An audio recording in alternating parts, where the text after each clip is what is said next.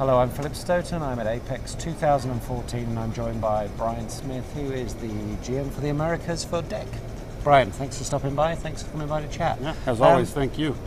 Before we get into what's new with DEK, I wanted to talk a little bit about the markets. We're hearing reasonably good vibes about the Americas, particularly in sectors like automotive.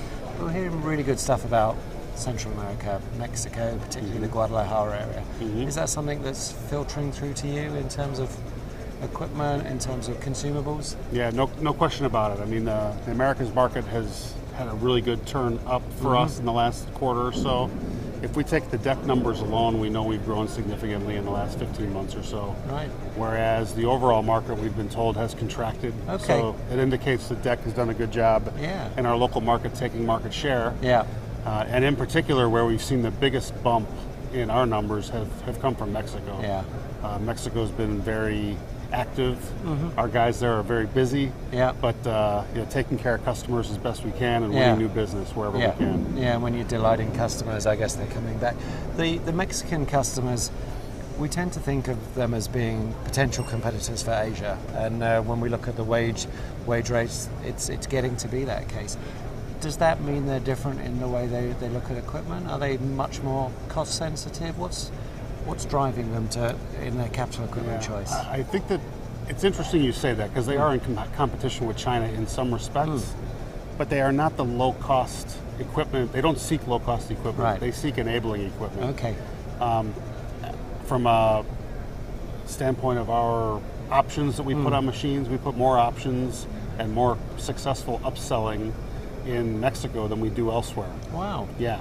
Okay. Actually, from an average selling price standpoint, the printer in Mexico is typically more expensive. Wow. Because of all the capability that they put on their machines. That's really interesting. Yeah. So they're really able to make that step and say, actually, by spending a bit more on a machine, we can drive our cost of print down. And improve yields and get more boards down the line and so on, yes. Okay, that's fascinating.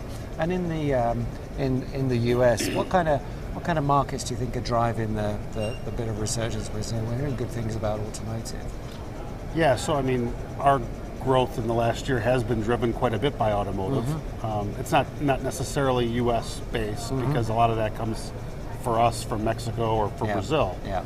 But the automotive market is running quite well right now. We've got a nice strong market share there. Yeah. And I think there was a lot of pent-up demand in automotive. You know, Delphi went through bankruptcy and then they came out of it and they had a lot of old gear, and it's time to kind of replenish and refresh their machines, and the time has come for them to start doing that. So there's been a lot of investment on the automotive side. Yeah, and we're seeing the automotive side, which was traditionally kind of the Chicago area, really build a good bond with Silicon Valley, and the technology partnerships are becoming quite interesting. I think that's an exciting market. It's fascinating. I know you were at CES this year, and I was too.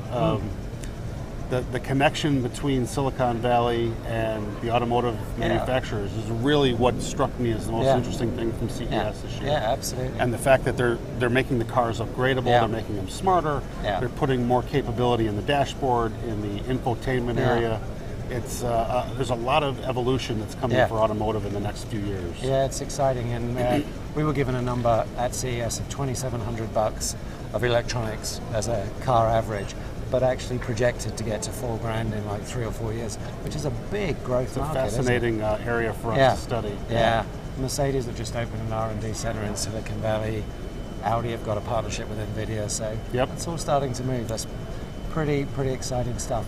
The last region I just wanted to touch on was South America. We've talked a couple of times in the past about Brazil, and Brazil kind of feels like one of those pots that never quite boils. It's it seems to have lots of promise, but we had expectations, I guess because of the World Cup and the Olympics, we all got excited, and it doesn't seem quite there yet. Yeah. We've actually seen a little bit of contraction in South America. The market itself has contracted there. Yeah. I think Brazil is more cyclical than other parts of the market for us, reason being that a lot of their investment is based on government incentives and taxation and so on. So we see some years where there's a lot of growth and all of a sudden it kind of settles back into its normal level. It was just a couple of years ago that Mexico and Brazil were on par for us, or close enough that we could say, you know, within 15-20% or so. And last year I think Mexico was nearly 3 times as much for us. Yeah, so I can see that. It's Brazil is, like you say, the pot that doesn't boil. It doesn't. It hasn't reached that point. Yeah. I think for the most part, they're building for internal consumption. And they haven't become an exporter. And I'm not sure they will. It's and curious. They may not. Yeah. It's curious. I mean, maybe Mexico will serve them as well as they're able to serve. It could be. I was just in Brazil a few weeks ago. The economy is good, but the wages there are high. They're not. It's not the best place for low cost employers. Yeah, it's not low cost manufacturing. This is.